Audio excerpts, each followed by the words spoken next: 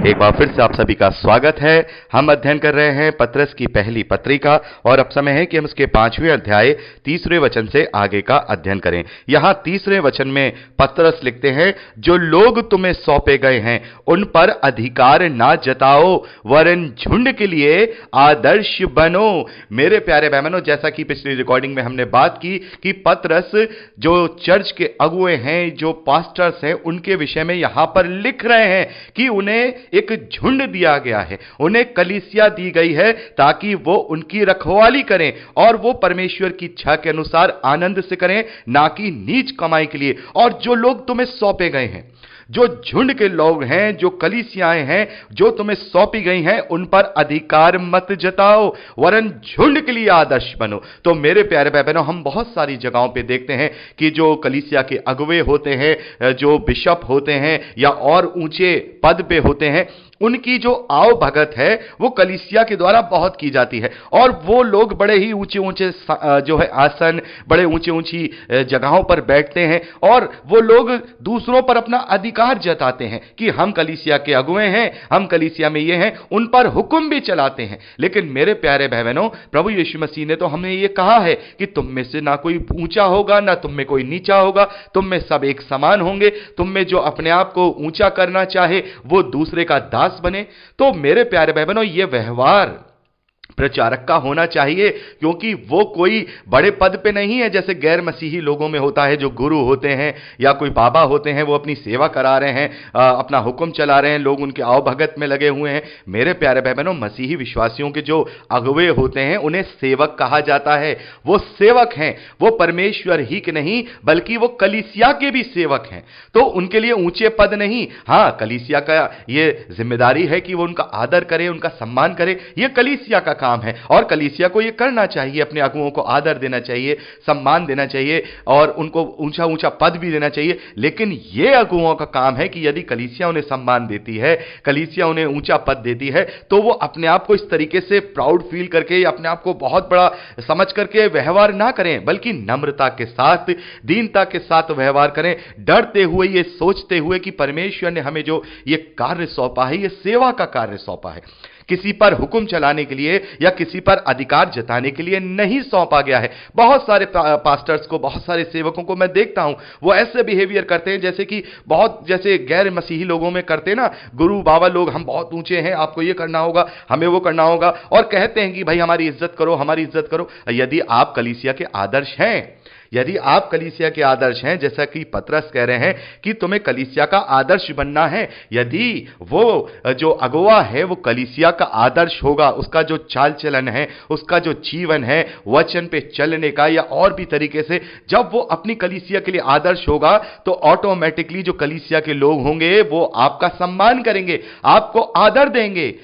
आपको भी अपने आप को आदर्श बनाना होगा। बहुत सारी जगहों पे देखते हैं जो कलीसियाएं हैं वो अपने अगुओं को पसंद नहीं करती हैं, पास्टर्स को पसंद नहीं करती हैं, और पास्टर्स बार बार उनसे कहते हैं और साफ तौर पे कहते हैं कि भाई आप लोगों को सम्मान करना चाहिए, आप लोगों को अपने अगुओं का सम्मान करना चाहिए। अरे सम्मान तो वो तब करेंगे जब आप उनके लिए आदर्श बनेंगे, कुछ ऐसा उनके बीच में करेंगे जब उन्हें लगेगा कि नहीं, ये सही मायने में हमारा रखवाला है, ये सही मायने में नम्र और दीन रखवाला है, ये सही मायने में सेवक है। तो जो मसीह में कलीसिया के अगुवे हैं वो हो सकता है नाम के तो अगुवे हों लेकिन काम से वो सेवक हैं। इसलिए जो सेवक है उन्हें किसी पर अधिकार नहीं जताना है, वरन झुंड के लिए एक आदर्श बनना है, कलीसिया के लिए एक आदर्श बनना है।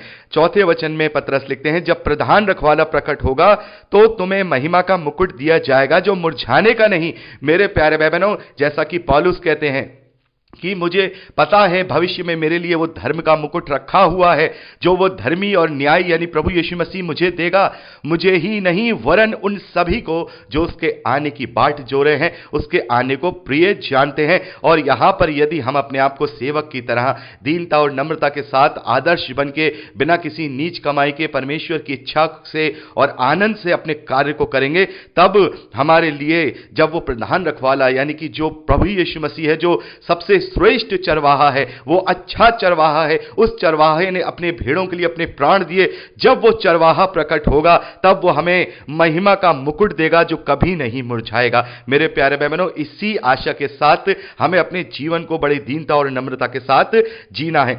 आगे 5वें वचन में पतरस लिखते हैं, इसी प्रकार हे नव युवकों, तुम्हें भी प्राचीनों के अधीन रहना है, वरन तुम सब के सब एक दूसरे की सेवा के लिए दीनता से कमर बांधे रहो, क्योंकि परमेश्वर अभिमानियों का विरोध करता है परंतु दीनों पर अनुग्रह करता है। तो मेरे प्यारे भाई बहनों, यहां कलीसिया के जो यूथ है, जो कलीसिया के नौजवान हैं, उनके लिए भी पतरस यहां ये निर्देश लिख रहे हैं कि भले ही जो आपके अगुवे हैं वो आप पर अधिकार नहीं जताते हैं या वो अधिकार नहीं जताएंगे, लेकिन फिर भी आपको उनका सम्मान करना है और जो मसीह में जो वचन है उनमें अधीन रह करके कार्य करना है और एक दूसरे की सेवा में हमेशा लगा रहना है और उसी में कमर बांधनी है, क्योंकि परमेश्वर अभिमानियों का विरोध करता है। मेरे प्यारे भाई बहनों, हर एक प्रकार का अभिमान परमेश्वर को पसंद नहीं है, चाहे वो इसी बात का अभिमान ही क्यों ना हो कि मैं कलीसिया का पास्टर हूं, मेरे पास इतनी बड़ी कलीसिया है, मैं बहुत ज्ञानवान हूं, मैं बहुत बड़ा इवेंजलिस्ट हूं, मैं बहुत बड़ा टीचर हूं। यदि यह अभिमान भी अगर किसी में आ गया तो फिर याद रखिएगा, हम परमेश्वर के विरोधी हो गए। परमेश्वर हमारा विरोध कर रहा है और इब्रानियों की पत्री में लेखक कहते हैं कि जीवित परमेश्वर के हाथों में पड़ना भयानक बात है। और यहां पतरस कहते हैं दीनों पर वह अनुग्रह करता है। तो मेरे प्यारे भाई बहनों, हमें मन का दीन होना है, हमारे अंदर कोई भी अभिमान नहीं होना चाहिए। 6ठे वचन में आगे पतरस लिखते हैं, इसलिए परमेश्वर के बलवंत हाथ के नीचे दीनता से रहो, जिससे वह तुम्हें उचित समय पर बढ़ाए। अपनी सारी चिंता उसी पर डाल दो, क्योंकि उसको तुम्हारा ध्यान है। मेरे प्यारे भाई बहनों, हम यशायाह नबी की पुस्तक में पढ़ते हैं, परमेश्वर कहते हैं कि दूध पिलाने वाली मां तो अपने बच्चे को भूल सकती है, लेकिन मैं तुम्हें कभी नहीं त्यागूंगा, मैं तुम्हें कभी नहीं भूलूंगा। मैंने तुम्हारे चित्र को अपने हथेली पर लिखा रखा है, तो सारी चिंताएं उसी पर डाल दो, क्योंकि उसे हमारा ध्यान है। और इसी बात को हमने बहुत अच्छे से मत्ती के सुसमाचार में पढ़ा था। प्रभु यीशु मसीह ने कहा कि तुम उसके स्वरूप में हो, वो तुम्हारा अच्छा पिता है, वो तुम्हारी चिंता क्यों नहीं करेगा। सारी चिंताएं सब उसी पर डाल दो और दीनता से परमेश्वर के बलवंत हाथों के नीचे काम करते रहो, और वह उचित समय पर हमें बढ़ाएगा, हमारी हर एक आवश्यकताओं को, हमारी हर एक जरूरतों को वो पूरा करेगा। वो हमारा सच्चा पिता है और हमें हर एक रीति से वो हमें हमारी हर कमी घटी को पूरा करेगा। 8वें वचन में पतरस लिखते हैं, सचेत हो और जागते रहो, क्योंकि तुम्हारा विरोधी शैतान गरजने वाले सिंह के समान इस खोज में रहता है कि किस समय किसको फाड़ खाए। मेरे प्यारे भाई बहनों, यहां पर पतरस कह रहे हैं कि मसीही विश्वासियों को सचेत रहना है, क्योंकि शैतान हर पल, जैसे कि हम किसी शिकारी शेर को देखते हैं, आप में से बहुत सारे भाई बहनों ने ये देखा होगा, आजकल तो बहुत सारी जो डॉक्यूमेंट्रीज हैं वो आती हैं, तो वो जो शेर है वो बिल्कुल शांति के साथ समय का इंतजार करता है कि कब कोई झुंड में से भेड़ या बकरी या कोई भैंसा या भैंस का बच्चा ये अलग हो और मैं उस पर झपट्टा मारूं। कब वो झुंड में से अलग हो, मैं इस पर झपट्टा मारूं, कब वो तितर बितर हो, मैं उस पर झपट्टा मारूं। बिल्कुल शांति के साथ झाड़ियों में वो इस तरीके से उसकी खोज में लगा रहता है, और जैसे ही झुंड से कोई भटकता हुआ कोई बच्चा या कोई अलग सा जो पशु है वो आता है, वो एकदम उस पर हमला करता है, उसे चीर फाड़ देता है। मेरे प्यारे भाई बहनों, यदि हम भी संगति से अलग हो जाएंगे, मसीह के वचन से अलग हो जाएंगे, तो शैतान हमारी फिराक में रहता है कि कब वो हमें अपना शिकार बना ले, आहेर बना ले, हमें गरजने वाले सिंह के समान वो कब हमें फाड़ खाए। तो मेरे प्यारे भाई बहनों, हमें इसी तरीके से सचेत रहना है, हम हर रीति से सचेत रहें। 9वें वचन में पतरस लिखते हैं, विश्वास में दृढ़ होकर और यह जानकर उसका सामना करो कि तुम्हारे भाई जो संसार में हैं ऐसे ही दुख सह रहे हैं। मेरे प्यारे भाई बहनों, यहां पर पतरस कह रहे हैं कि जो लोग मसीह में दुख उठा रहे हैं और शैतान का सामना कर रहे हैं, वैसे ही उन लोगों से प्रेरणा लेकर के अपने जीवन में भी यदि दुख है या क्लेश है या शैतान के द्वारा सताव है तो उसका सामना करो। और जैसा कि पतरस ने कहा कि दुख उठाने को ही हथियार बना लो, दुख उठाने को ही हथियार बना लो, ताकि हम अपने जीवन में धीरजवंत बन सकें और हम उस अनंत मिरास के अधिकारी बन सकें। तो हमें ऐसे लोगों को प्रेरणा बना करके अपने जीवन में दृढ़ होना है। ऐसे जब हम पत्रियां पढ़ते हैं, पौलुस की जिंदगी को देखें, पतरस की जिंदगी को देखें, तमाम जो प्रेरित हैं उनकी जिंदगी को देखें, तो इनसे प्रेरणा लेकर के हम अपने आप को क्या करें, हम इन्हें सहें और इसमें इन दुख उठाने में अपने आप को दृढ़ बनाते रहें। 10वें और 11वें वचन में पतरस लिखते हैं, अब परमेश्वर जो सारे अनुग्रह का दाता है, जिसने तुम्हें मसीह में अपनी अनंत महिमा के लिए बुलाया, तुम्हारे थोड़ी देर तक दुख उठाने के बाद आप ही तुम्हें सिद्ध और स्थिर और बलवंत करेगा। उसी का साम्राज्य युगानुयुग रहे, आमीन। तो मेरे प्यारे भाई बहनों, यहां पर पतरस कहते हैं कि परमेश्वर जो सारे अनुग्रह का दाता है, उसी ने अपने अनुग्रह से हमें अनंत जीवन दिया है और प्रभु यीशु मसीह में होकर अपनी अनंत महिमा के लिए हमें पवित्र बुलाहट के लिए बुलाया है। यहां पतरस लिखते हैं कि तुम्हारा थोड़ी देर तक दुख उठाना, उसके बाद वो तुम्हें अपने आप सिद्ध, स्थिर और बलवंत करेगा। मेरे प्यारे भाई बहनों, याकूब कहते हैं कि हमारा जीवन है ही क्या, एक भाप के समान जो थोड़ी देर दिखाई देता है और लुप्त हो जाता है। जब मेरे प्यारे भाई बहनों, जब हम अनंत जीवन में प्रवेश करेंगे, अनंत जीवन के सहभागी होंगे, तब हम किसी समय के बाउंड नहीं होंगे। अभी हम समय में बाउंड हैं, समय के पाबंद हैं। अभी हम केवल 80, 90 या 100 साल ही देख रहे हैं। हमारे इस धरती पर जो हमारे हक में है या हमारे हाथ में है, अधिकार में है, वो केवल हमारे जो दिन हमें इस धरती पर दिए गए हैं वो ही हैं।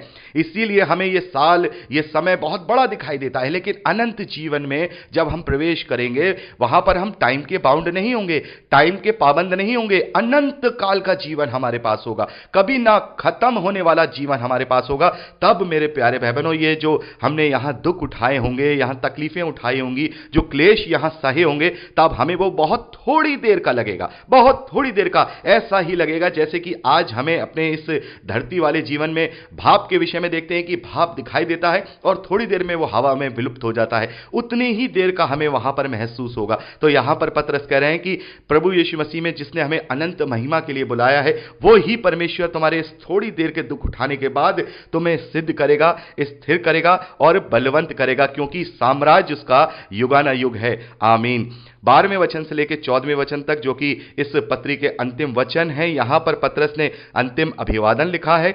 पतरस लिखते हैं, मैंने सिलवानुस के हाथ, जिसे मैं विश्वास योग्य भाई समझता हूं, संक्षेप में लिखकर तुम्हें समझाया है और यह गवाही दी है कि परमेश्वर का सच्चा अनुग्रह यही है, इसी में स्थिर रहो। यहां पर हम देखते हैं सिलवानुस।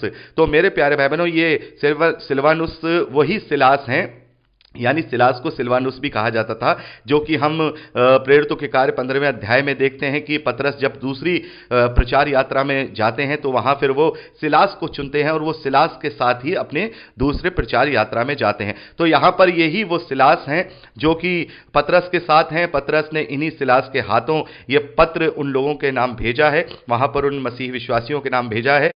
13वें और 14वें वचन में पतरस लिखते हैं, जो बेबीलोन में तुम्हारे समान चुने हुए लोग हैं, वो और मेरा पुत्र मरकुस तुम्हें नमस्कार कहते हैं। प्रेम के चुम्बन से एक दूसरे का नमस्कार करो। तुम सबको जो मसीह में हो शांति मिलती रहे। तो मेरे प्यारे भाई बहनों, यहां हम देखते हैं पतरस ये बेबीलोन में रह करके ये पत्र लिख रहे हैं, और बेबीलोन के विषय में मैं आपको पहले ही परिचय के संदेश में बता चुका हूं कि ये बेबीलोन क्या है।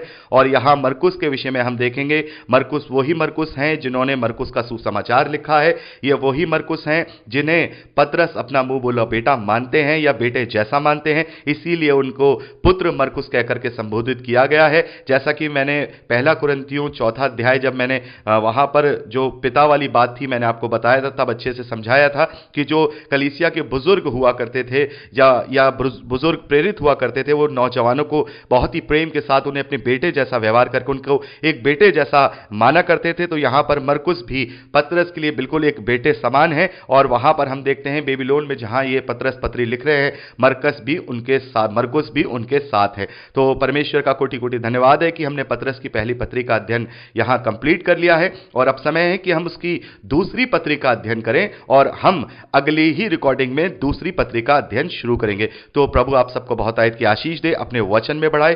प्रभु यीशु के नाम में आमीन। Praise the Lord. जय मसीह की।